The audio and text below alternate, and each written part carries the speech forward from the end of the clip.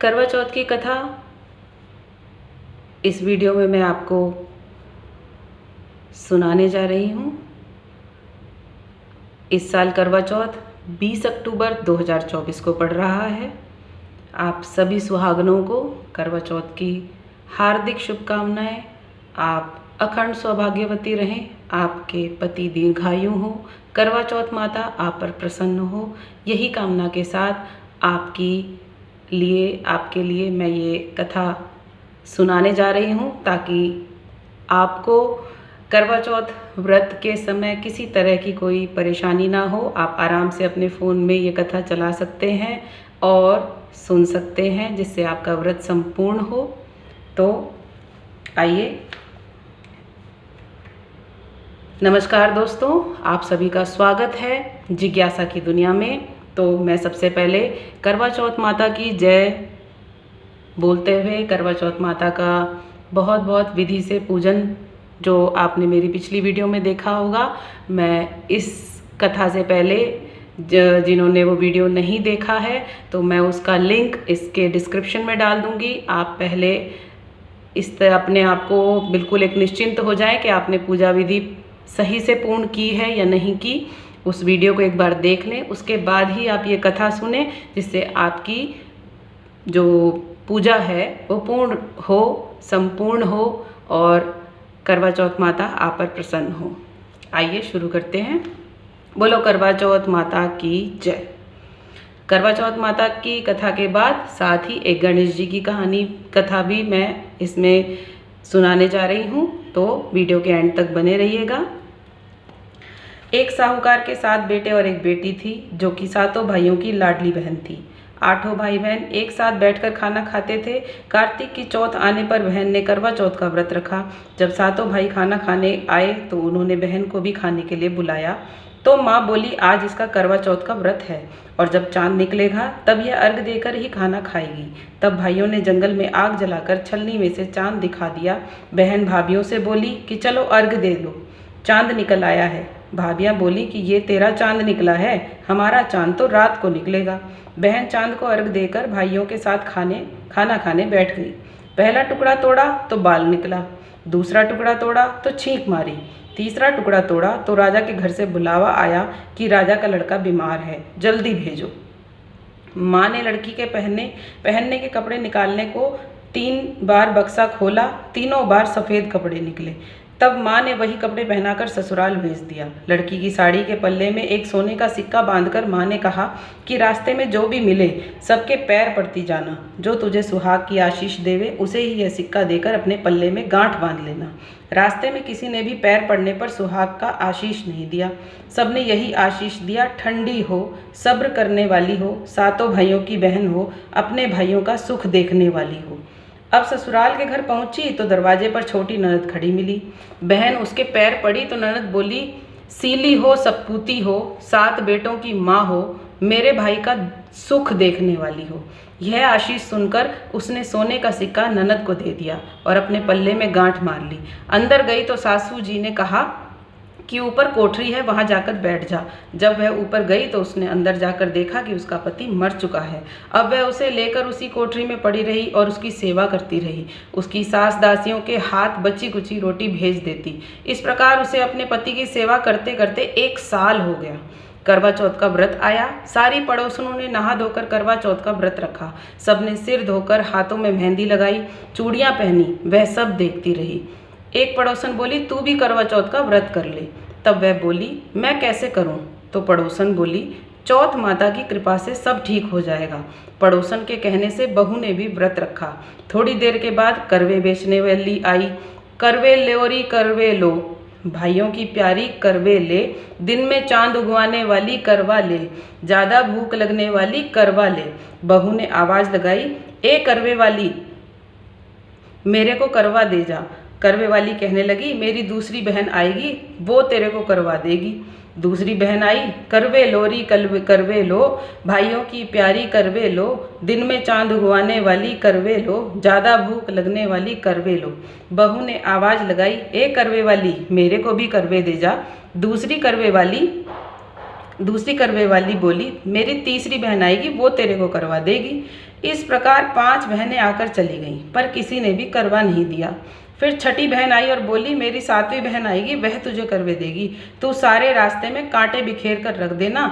जब उसके पैर में कांटा चुभ जाएगा तो वह खूब चिल्लाती हुई आएगी। तब तू सुई लेकर बैठ जाना और उसका पैर पकड़कर मत छोड़ना और उसके पैर का कांटा निकाल देना। वह तुझे देखकर आशीर्वाद देगी तो तुम उससे करवे मांग लेना, तब वह तुझे करवे देकर जाएगी। तब तू उद्यापन करना, जिससे तेरा पति अच्छा हो जाएगा। अब उसने वैसा ही किया। सारे रास्ते में कांटे बिछा दिए। जब 7वीं बहन करवे लेकर आई तो पाँव में कांटा चुभने से दर्द से खूब चिल्लाती हुई आई, तो उसने उसका पैर पकड़कर छोड़ा नहीं और उसका कांटा निकाल दिया। जब उसने आशीर्वाद दिया तब बहू ने उसके पैर पकड़ लिए और बोली कि जब तूने मुझे आशीर्वाद दिया है तो करवे भी देकर जाएगी।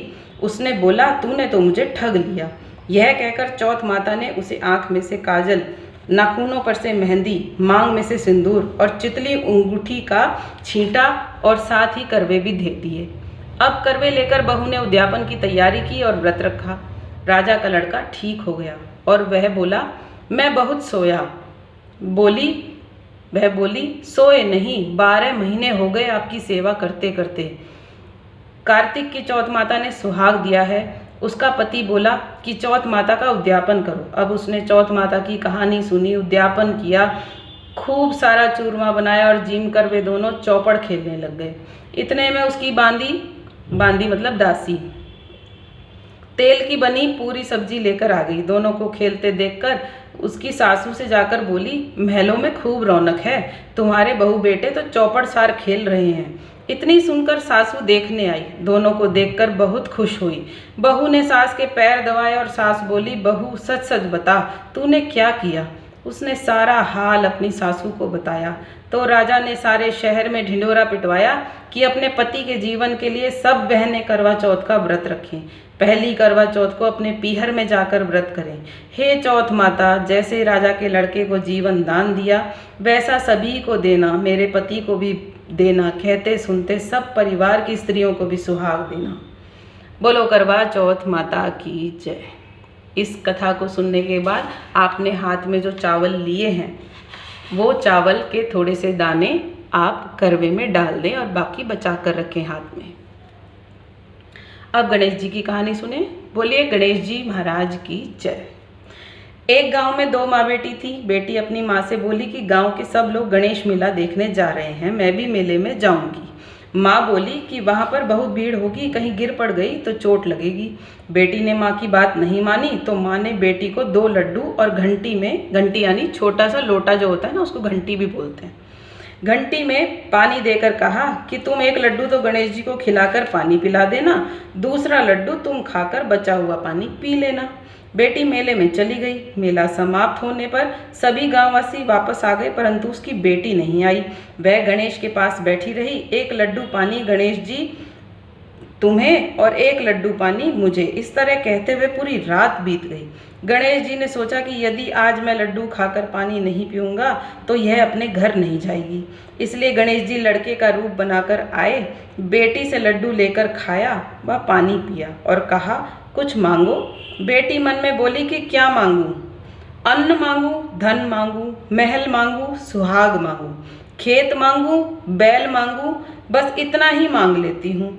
गणेश जी उसके मन की बात जानकर बोले, अब अपने घर जा, तुमने मन में जो सोचा है वह सब तुझे मिलेगा। बेटी घर पहुंची तो माँ ने पूछा, इतनी देर कैसे हो गई? बेटी ने कहा कि आपके कहे अनुसार मैं गणेश जी को लड्डू खिलाकर और पानी पिलाकर आई हूँ। और देखते ही देखते जो कुछ बेटी ने मन में सोचा था वह सब उनके घर में हो गया। हे गणेश जी महाराज, जैसे उन माँ बेटी पर बरसे वैसे ही कहते सुनते हर किसी पर बरसना। बोलो गणेश जी महाराज की जय। कहीं कहीं पर केवल आज के दिन सूरज और चंद्रमा को अर्घ देते समय स्त्रियां हाथ में ना सोने की अंगूठी या फिर चांदी की अंगूठी या चांदी का सिक्का लेकर जब जल देती हैं, अर्घ देती हैं, चंद्रमा को और कहानी सुनने के बाद सूर्य को देती हैं, तो वो हाथ में या तो अंगूठी पहन लेती हैं सोने की चांदी की, या फिर हाथ में सिक्का सोने का हो या चांदी का, जैसे वो हाथ में लेते हुए उसके ऊपर जल छोड़ते हुए जल अर्घ देती हैं। तो उस टाइम ऐसा कहते हैं कि सोने की मुद्रा मोतियन का हार, चंद्र को अर्घ देती जियो मेरे वीर भरतार। मतलब अपने पति के लिए कामना करती हैं वो चंद्र से, जब चंद्र को देती हैं तो चंद्र को अर्घ देती जियो मेरे भरतार, और जब सूरज को जल देती हैं तब सूर्य को अर्घ देती जियो मेरे वीर भरतार, ऐसा कहते हैं। आप भी कह लीजिएगा। भावना तो सबकी एक ही है कि अखंड सौभाग्यवती रहें, पति स्वस्थ रहें, दाम्पत्य जीवन सुखी रहे, पति पत्नी का साथ बना रहे, सौहार्द बना रहे। तो आप सबके लिए करवा चौथ पर विशेष ये मैंने कथा कही है। मैं आशा करती हूँ आपको पसंद आई होगी, और इसी के साथ वीडियो को एंड करते हुए आप लोग कमेंट में ज़रूर बताइएगा कि कैसे लगी आपको कथा। कुछ कमी रह गई हो चाहे पूजन विधि में या कथा में, तो आप ज़रूर बताइएगा। आपका बहुत बहुत धन्यवाद। जय करवा चौथ माता, जय गणेश जी महाराज। आपके लिए सबके लिए शुभ हो। धन्यवाद।